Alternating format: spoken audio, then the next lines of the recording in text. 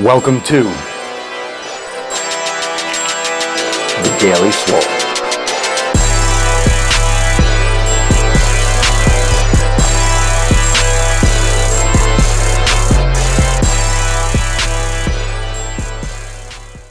Welcome everyone to the Daily Swole.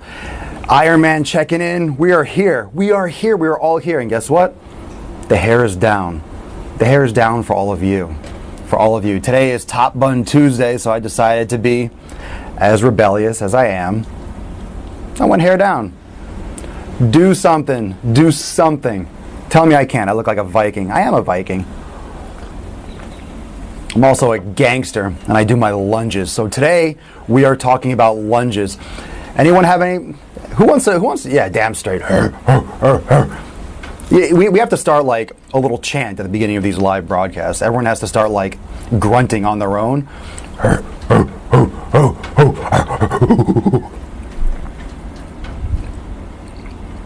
was going to say it got really quiet and awkward, but I'm the only one here. So I'm assuming it got quiet and awkward on your end too.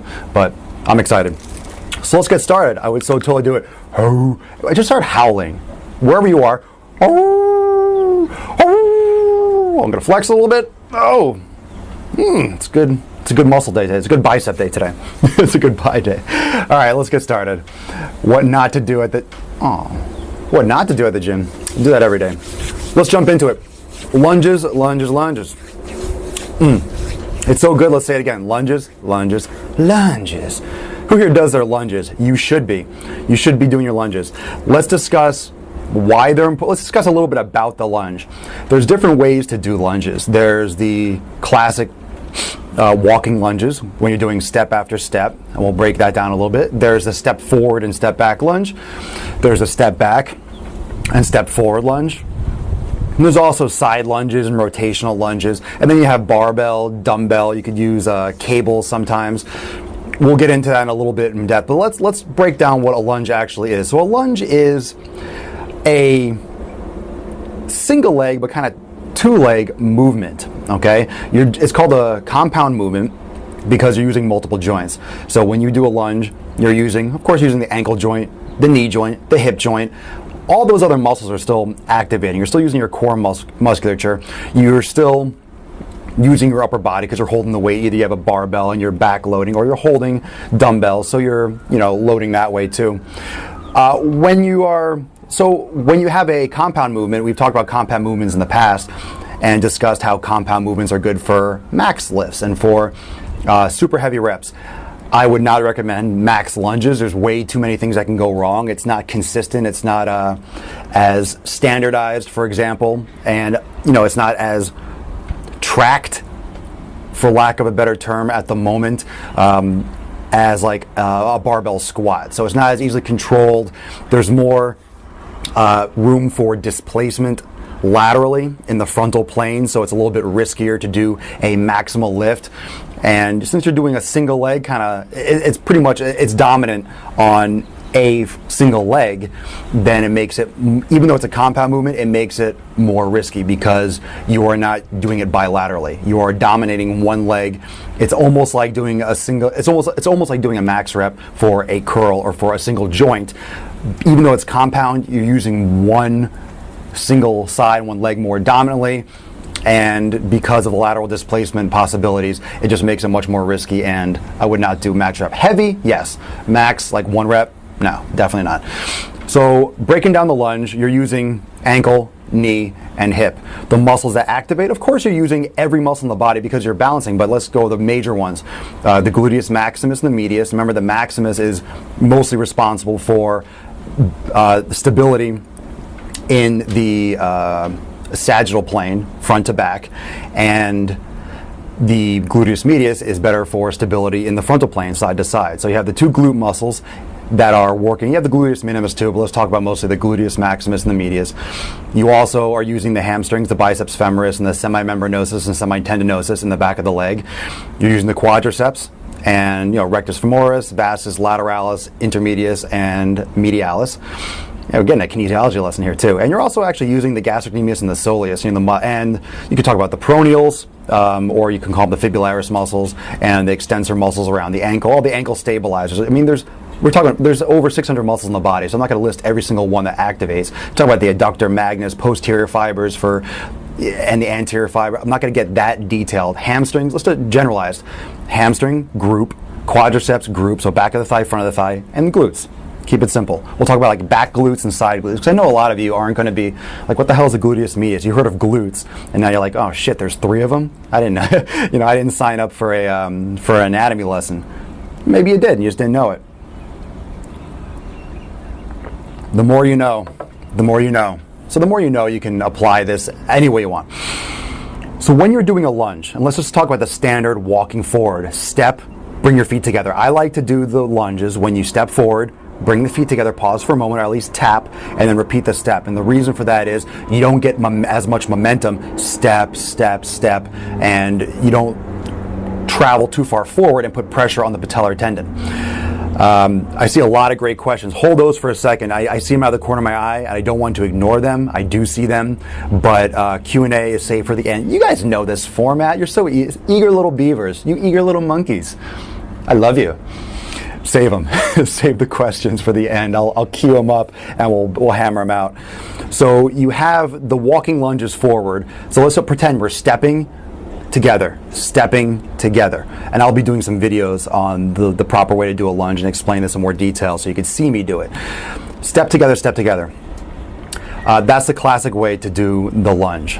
And the reason why I say, and the reason why I'm breaking down step together, is because you limit that forward displacement, that running forward, putting pressure on the patellar tendon. That decreases the risk of injury to the ligaments, especially like tendonitis, or like, for example, jumper's knee. For the knee, for pain on the patellar tendon, inflammation, tendonitis. So that is using, all those muscles I explained before. Then there's also methods where you step forward and back, step backward and forward. So let's break down those two. So you can walk forward the lunges. I already told you, if you're going to do forward walking lunges, and I'm going to get into a little bit more, I'm just kind of surfacing the area. If you're going to go do the step forward or step back, I do prefer the step back lunges. So let's go over, I'm just going to, and then I'll break down and I'll talk about the lunge and each one. So I prefer walking forward, touching feet, or at least pausing between each step, stepping back. And I'm not a big fan of lateral lunges, like just stepping out to the side, or called like lateral squats. You can call it like that. Rotational is a whole different thing. That's stabilization. So we'll just talk about those 2 lunges: stepping forward, walking forward, stepping together, and then also the step back and together. And you might have seen some of my workout videos, and you've seen me do the step back lunges and together. Those are my preferences. So when you're doing the lunge, the main muscles that should be working are the glutes, hamstrings, and the quadriceps.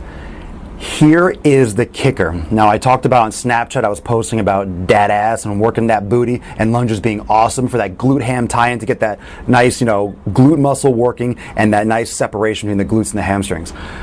The problem with the glutes and the hamstrings are that most of you, and I'm saying it to all of you that are watching, and anyone that's watching on YouTube after, all the Daily Swole, the entire Daily Swole Nation, the entire Swolenormous universe.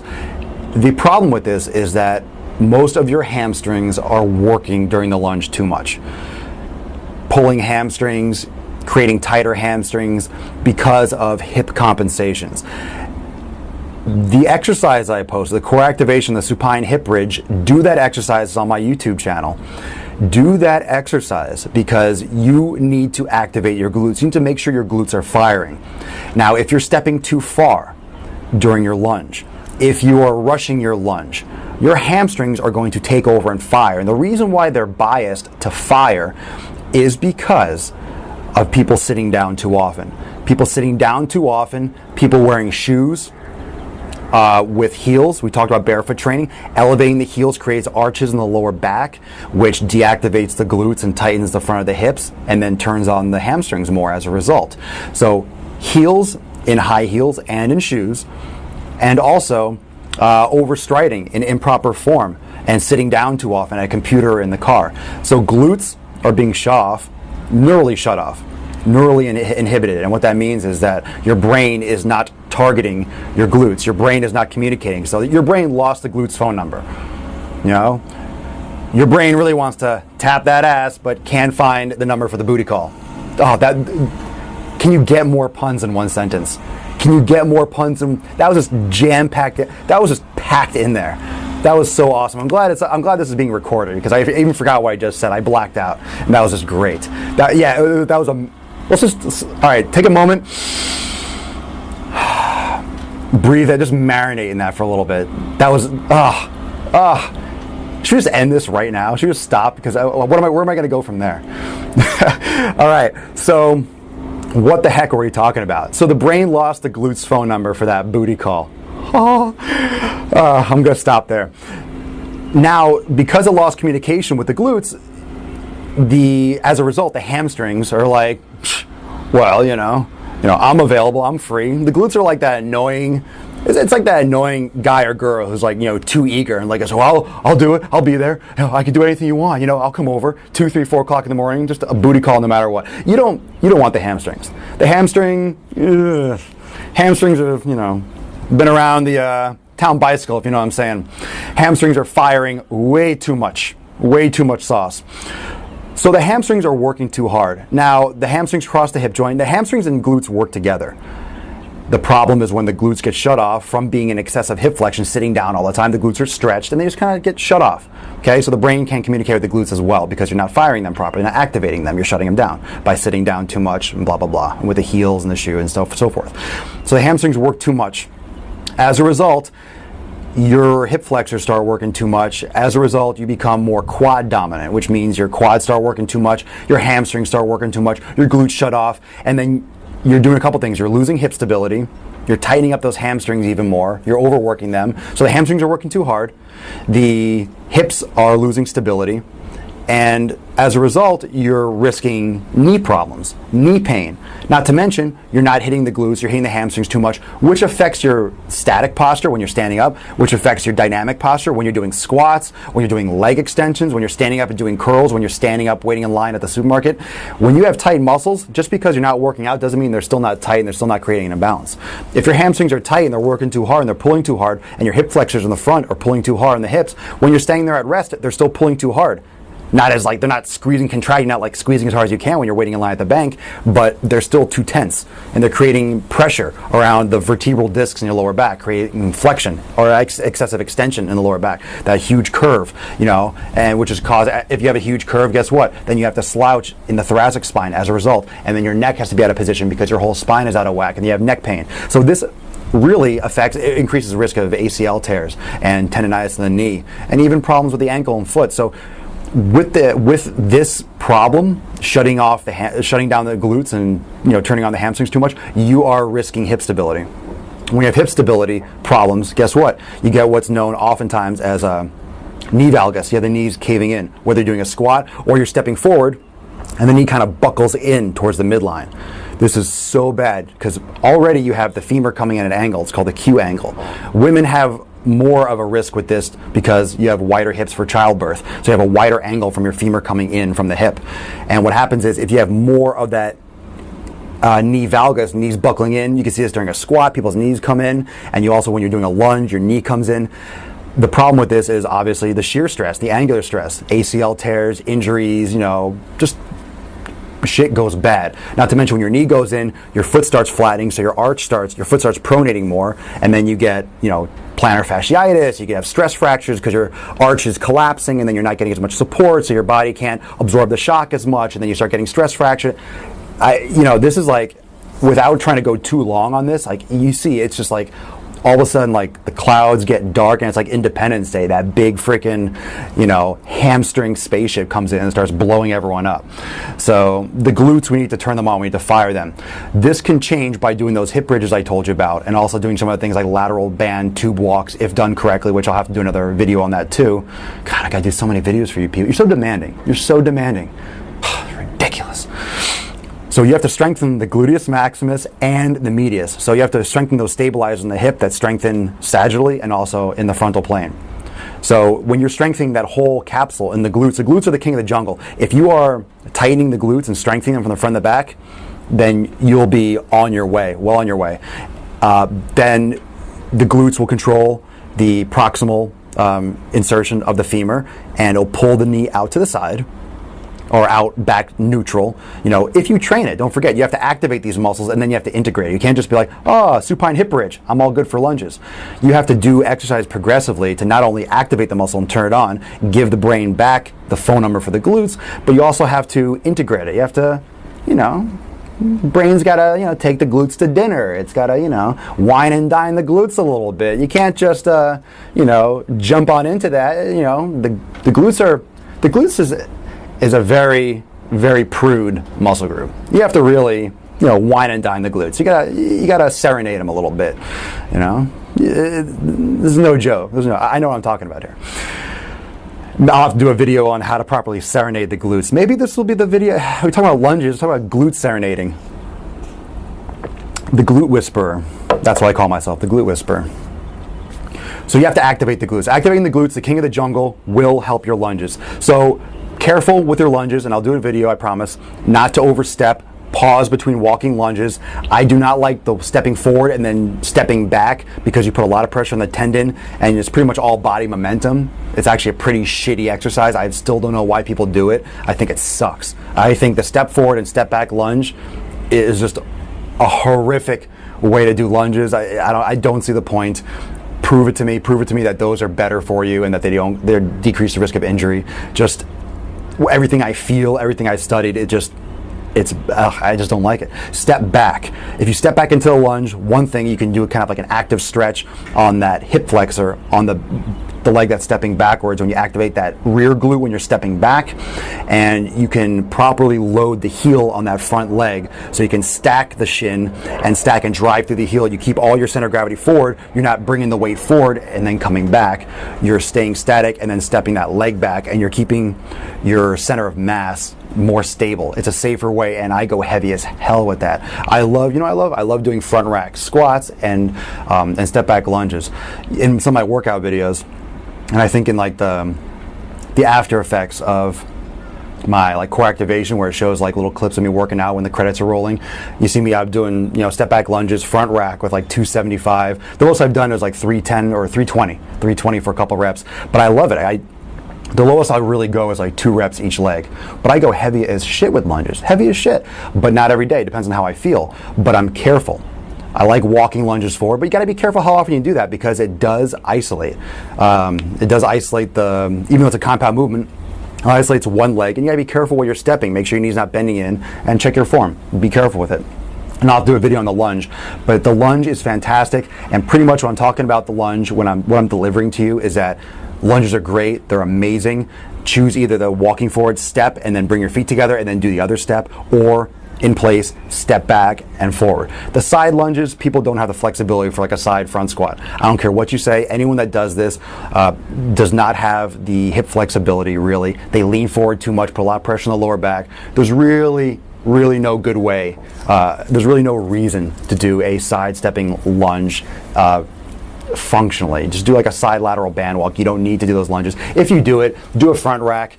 And the reason for that is if you hold a dumbbell or a kettlebell like this, or a bar if you really want to do that, or a plate, is because when you hold something on the front rack, you get to keep your back more vertical. And most people don't have the flexibility in their ankles, especially, or their hips. So they step to the side, they lean forward so much, and I just see like their vertebrae just like crying, and their thoracolumbar fascia, and all those little tiny multifidus muscles. It's like, oh, please, stop. So if you hold the weight here in the front, you'll be able to keep your torso more upright. Or just fucking don't do it. Why do you have to do that? It's really not too much of a reason to do that exercise for that area. A shitty cushion. No cushion, no pads. Pads are for pussies. I'll say it. I'll have it recorded for all time. I'm not saying it to be like a manly thing or a sexist thing. Why are you having a pad on your back? Really? I saw a guy at the gym yesterday and he had like a beach towel or 2 beach towels wrapped around. Oh, give me a break. Give me a break.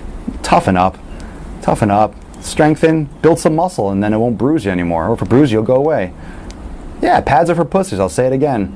If you want to use a pad, then use a pad. You don't have to listen to me. I'm not insulting you. I don't know you. You don't know me.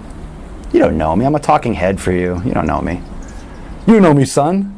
Doesn't the length of the lunge... Oh, the lunge. God. The length of the lung. I'm like, I have no idea about lung length, dude. The length of the lunge affect. I laughed so hard at that. My misreading. I think you said affect what body part it hits. The length of the lunge. If you're overstriding, you're going to hit more hamstrings. You're going to hit more hamstrings because you can't get that glute extension at the top. So if you overstride, you're definitely going to hit more hamstrings. A lot of people overstride in the lunges. They overstride, and don't keep your back leg straight. Unless you're like hyper or flexible, do not keep your back leg straight. There's no reason for that. There's a lot of videos out there, even really popular fitness programs that do improper lunges. And the problem is like videos is that they're imprinted for all time and people do these things perpetually. But you bend that back knee, let that back knee drop. Both knees should be around 90 degrees. You keep that back leg straight, guess what? You're locking out one hip, you're gonna have to lean forward, you put more pressure on your lower back, and you deactivate the glutes. Should you go barefoot? Well, if you watched my daily Swole number 2, you would be able to answer that question. Is that a dick answer? You did? Of course you should go barefoot. You know my answer. Yeah, you should definitely go barefoot. Ashley, go barefoot. Try it. You can definitely go barefoot. And like I said, be careful. Be careful with the barefoot training. If you're not used to doing barefoot or in socks, be careful because people go barefoot in the gym like they go with socks. Ugh. I'm sketchy with the socks because I don't want to slip. That's why I have like the shoes. I would either go totally barefoot, but that'd be kind of gross in the gym because some of these gyms, you don't want to step in urine and fecal matter. Some of these gyms are that dirty, guaranteed. But yeah, when you do barefoot training, go easy because if you're doing it on a hard surface, then all of a sudden you're loading weights and you're putting pressure through that hard surface. Yeah, be careful with the barefoot training with the weights. Ease into it. What do you think of good mornings? I don't like them at all. Good question. Back extensions are good. We're going to talk about that more. Good mornings and back extensions. Fuck them. Fuck them. Fuck back extension. Don't even get me started. Pisses me off when I see people use. Not to mention, if you do it, for the Lord, do them correctly. And stop grabbing 45-pound plates like your back is that strong. I just see people just jacking up their lower back. I see when people do back extensions, hanging over the things, those hyper extensions. I just see people begging for herniated discs. Like they want it. They're like saying, "What are you doing in the gym today?" "Oh, I'm going to herniate my disc." "Cool, man. I'll see you later." "Yeah, cool. I'll meet you around 6 after I herniate my fucking back." It's terrible. Back extensions are horrific, awful. There's no need for them. There's absolutely no need. Core strength, not even close. Not even close. Trying to strengthen your lower back, not happening. It's not how you strengthen your lower back. You're injuring it. You're trying to work on an injury. Don't need to. Replacements, you could do Superman, you could do quadruped, the bird dogs, you could do deadlifts. There you go. Squats, proper squats. There you go. That's it. Proper barbell rows. You're fine. That's it. Question answered. Better exercises. There are like 6 of them right there. Much better than the back extension. And the good mornings, again, like if you're going really light and you're doing them absolutely properly, I've never done a good morning in my life. Never.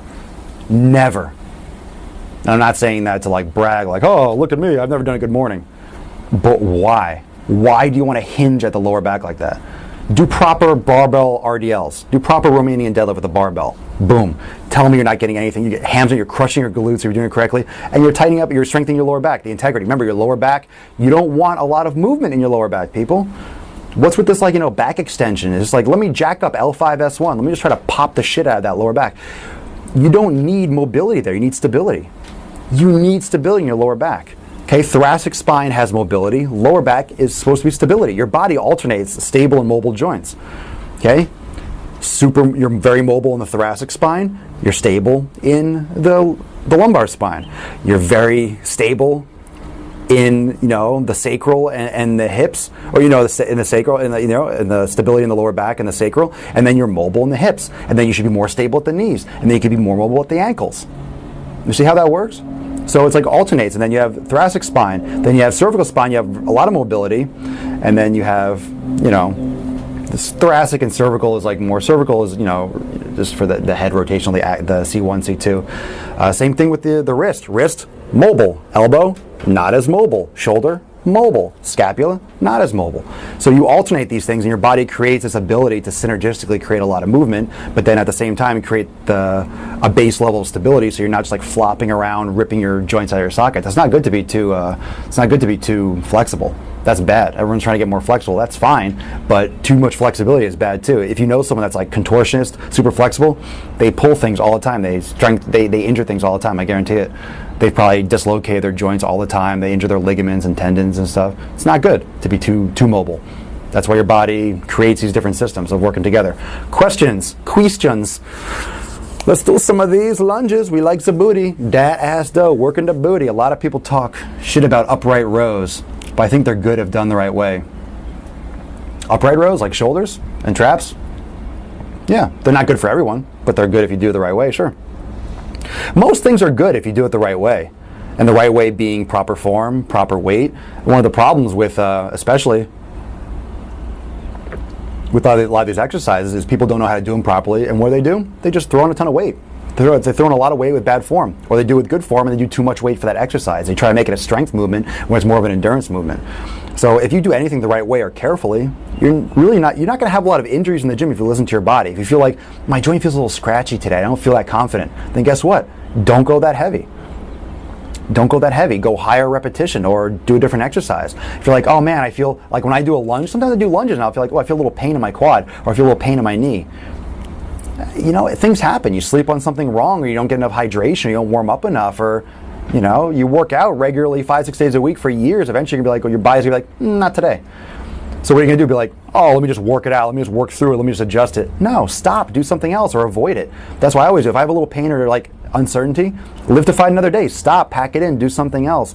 If you still feel like, I just don't like the feeling, the mental lack of confidence, if you're like, well, I'm not sure if I'm going to be able to get back up, if I'm going to hurt my knee or back, then stop. Stop, because if you're not confident, then you already sabotage yourself and just quit. I've gone to the gym and warmed up and stretched and like, oh man, it kind of hurts, bothers me. I'll be like, fuck, I'll do some calves or do something else and I'll leave and I'll be pissed, but I won't be injured.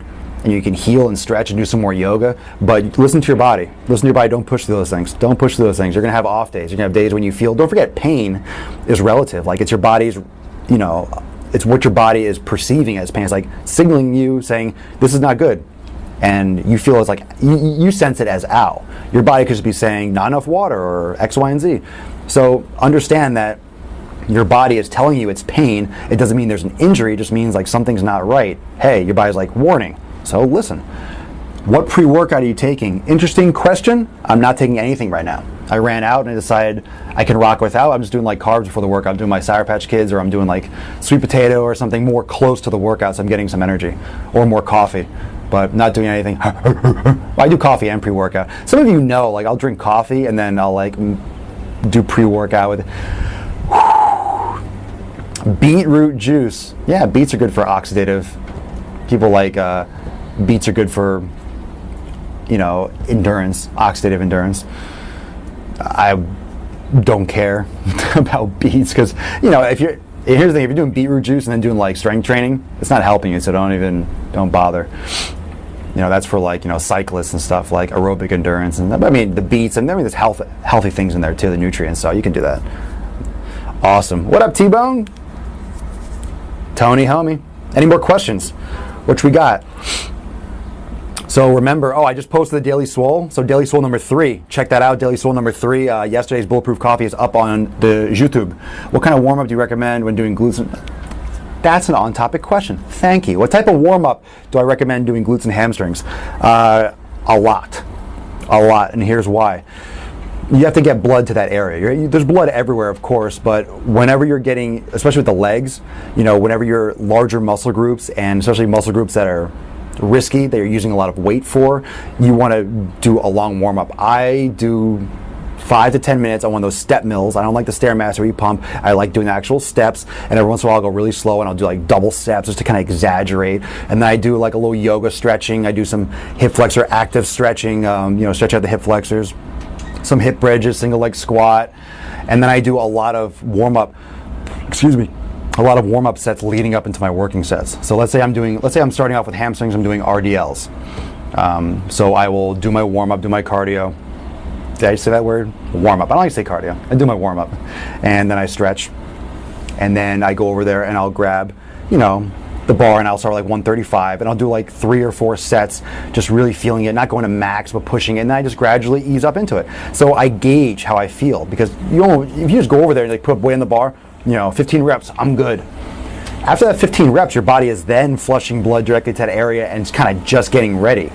So never just like, one set. Do a few warm-up sets, gauge it. Or you can always start off with isolation. Do like a leg curl, a single leg or 2-leg curl machine or something first.